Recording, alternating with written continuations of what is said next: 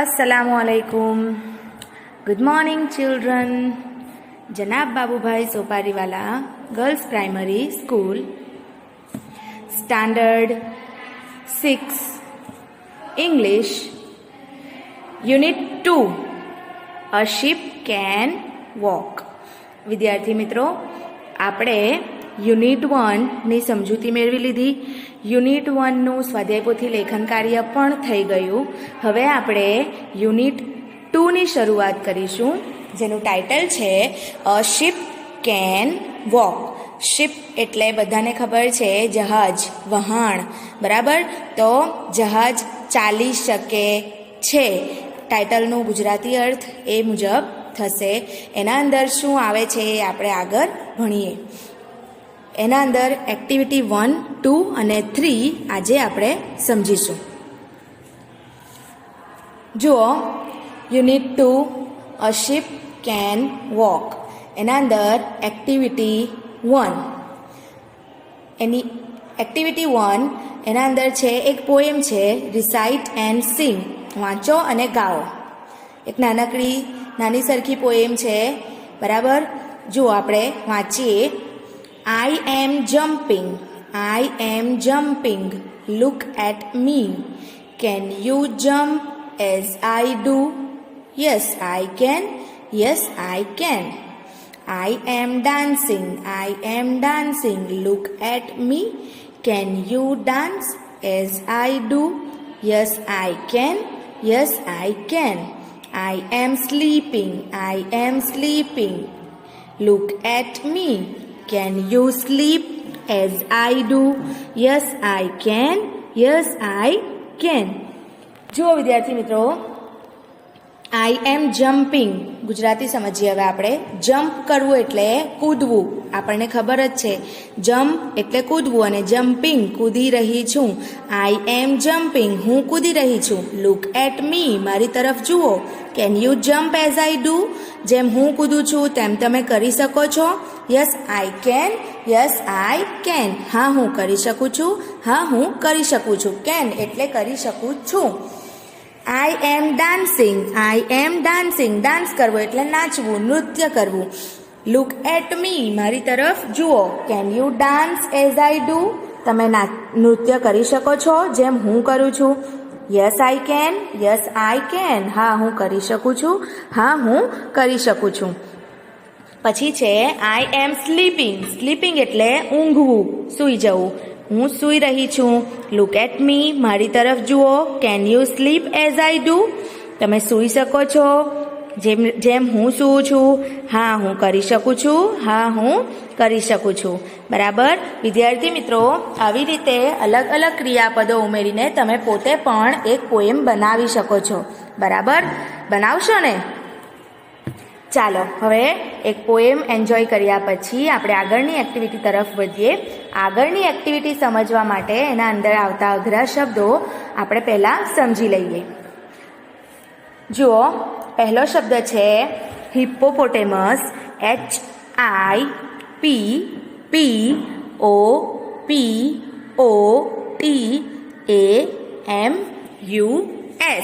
Hippopotamus એટલે જળઘોડો. બીજો શબ્દ છે લાર્જેસ્ટ. LARGEST. લાર્જેસ્ટ એટલે સૌથી મોટું. લાર્જ એટલે મોટું, લાર્જર એટલે એનાથી મોટું અને લાર્જેસ્ટ સૌથી મોટું. વેઇઝ. WEIGHS. વેઇઝ એટલે વજન. વેઇટ એટલે પણ વજન થાય અને અહીંયા વેઈ એટલે વજન કરવું અને વેઇઝ પાઠના અંદર વેઇઝ શબ્દ આપેલો છે જેનો અર્થ થાય છે વજન. મીટ. MEAT. મીટ. મીટ એટલે mutton. Meal time.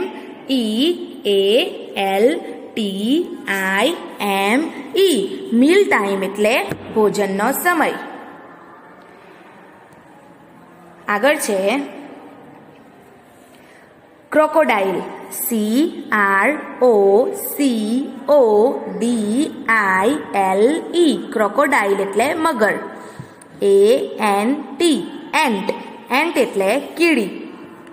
Lift LIFT lift એટલે ઉચકવું. મમલ MAMMAL મમલ એટલે સસ્તન પ્રાણી. ટેન્ટ TENT ટેન્ટ એટલે તંબુ. Wonderful WONDER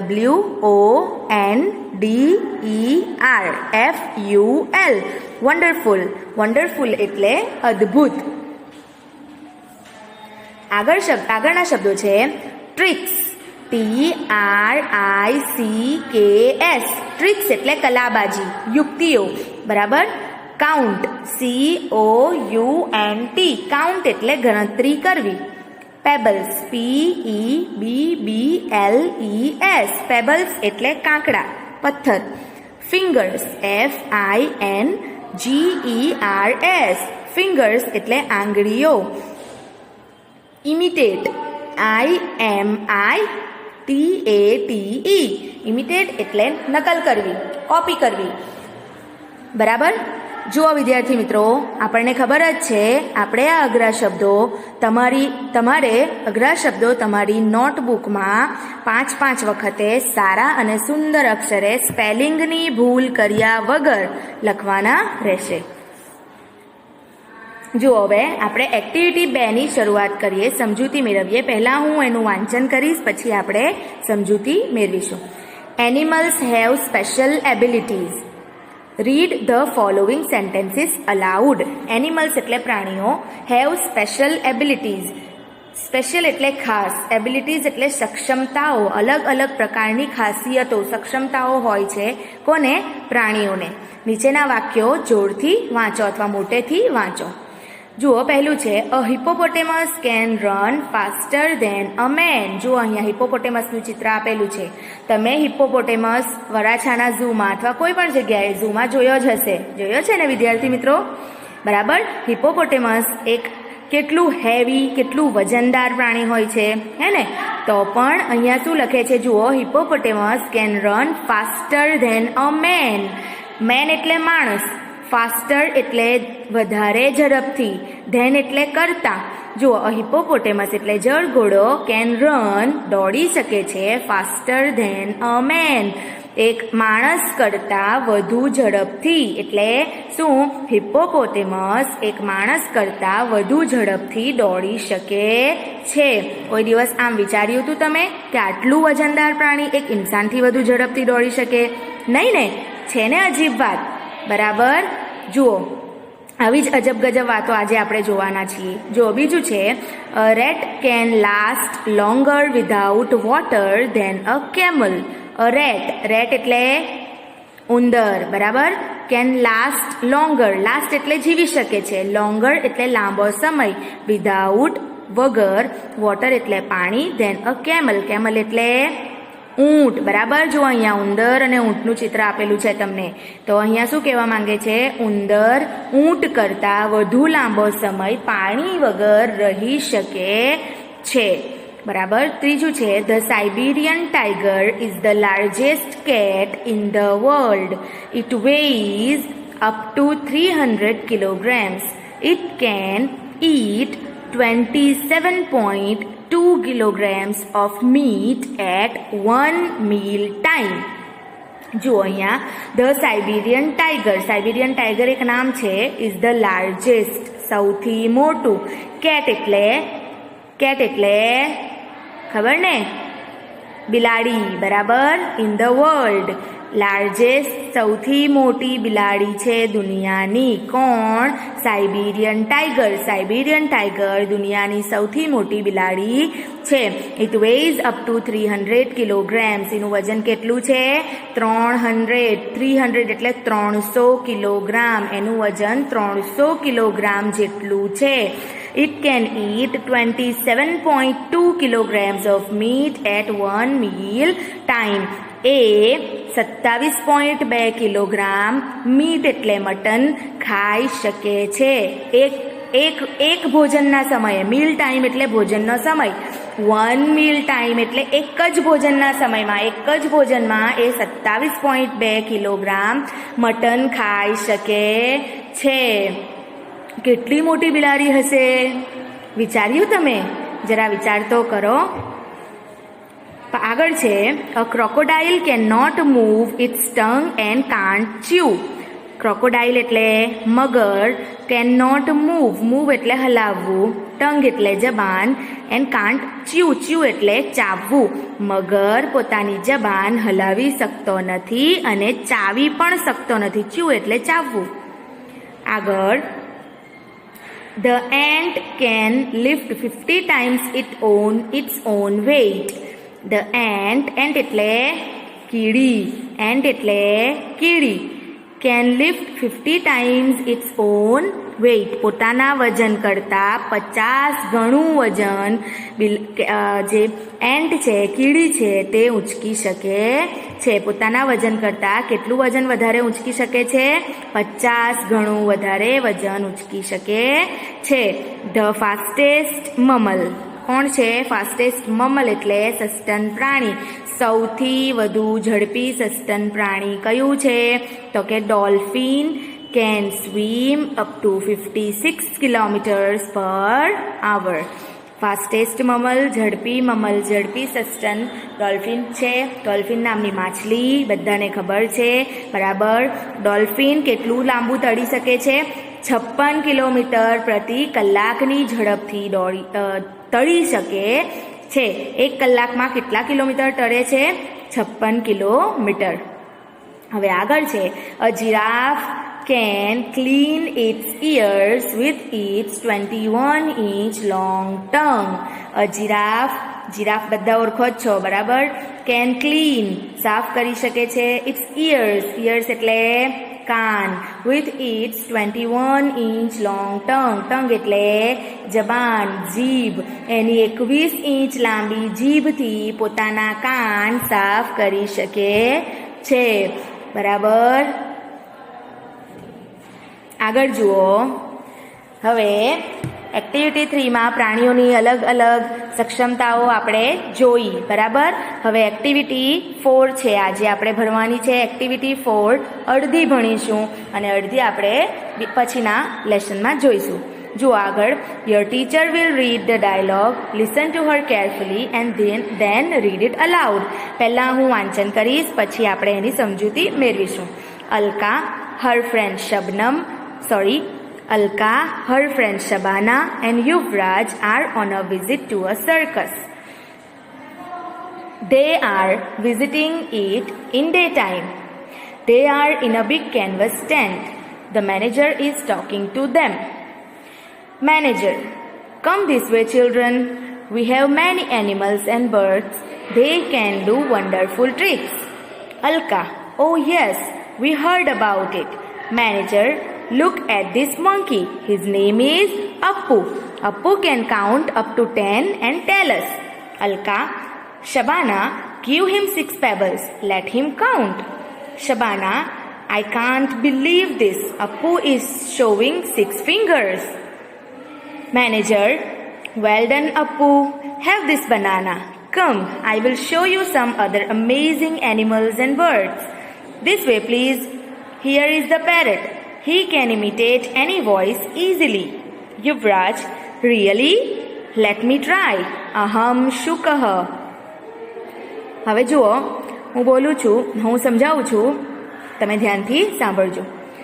Alka, her friend Shabana and Yuvraj are on a visit to a circus. Alka, એની મિત્ર શબાના અને યુવરાજ 3 મિત્રો છે, એ ક્યાં ગયા છે? On a visit to a circus જોવા માટે ગયા છે. They are visiting it in day time. Day time એટલે દિવસે.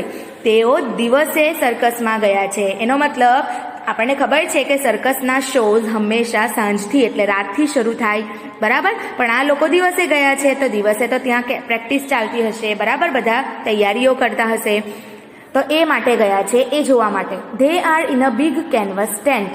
એક મોટા કેનવસના ટેન્ટ એટલે તંબુમાં છે. કોણ? સર્કસવાળા બધા એક મોટા તંબુમાં છે. The manager is talking to them.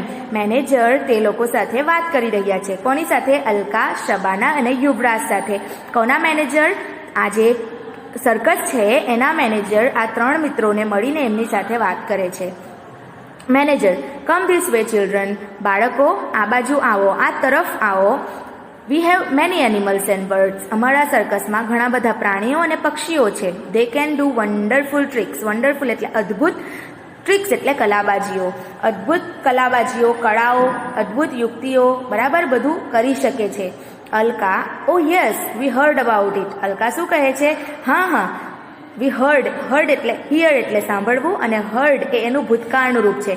અમે એ વિશે સાંભળ્યું છે. અબાઉટ એટલે વિશે, ઇટ એટલે એ વિશે અમે સાંભળ્યું છે. Manager, look at this monkey. His name is Appu. Appu can count up to 10 and tell us. Manager શું કહે છે?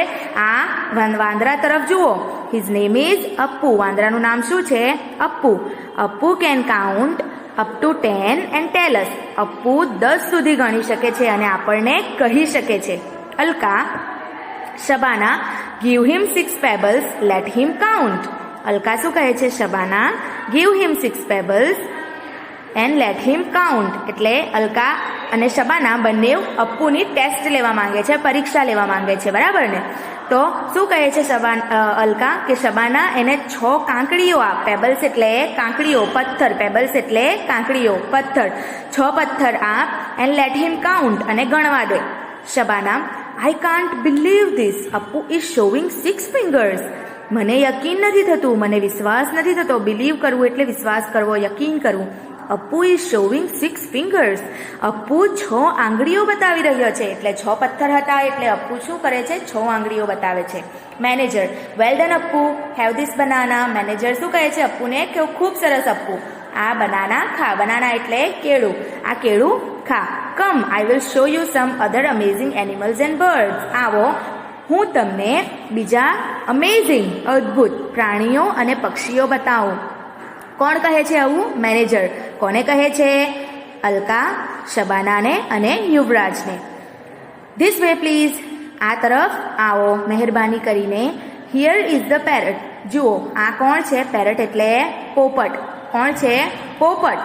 He can imitate. ઇમિટેટ કરવું એટલે આપણે સમજી ગયા શબ્દાર્થની અંદર. ઇમિટેટ કરવું એટલે કોપી કરવી, નકલ કરવી. એની વોઇસ ઇઝીલી. કોઈ પણ અવાજને આરામથી, ઇઝીલી એટલે આસાનીથી, આરામથી કોઈ પણ વોઇસની નકલ કરી શકે છે, અવાજની નકલ કરી શકે છે. યુવરાજ, રિયલી? Let me try. અને શું બોલે છે? અહમ શુકહ. શુકહ એટલે પોપટ, સંસ્કૃત શબ્દ છે. અહમ એટલે હું, શુકહ એટલે પોપટ. અહમ શુકહ, હું પોપટ છું. બરાબર યુવરાજ, ખરેખર મને કોશિશ કરવા દો. અહમ શુકહ, હું પોપટ છું. ચાલો વિદ્યાર્થી મિત્રો, હવે આવતા પીરિયડમાં, આવતા વિડીયોમાં આપણે જોઈશું કે પોપટ અહમ શુકહ બોલે છે કે નથી બોલતો. બરાબર, ચાલો, થેન્ક યુ.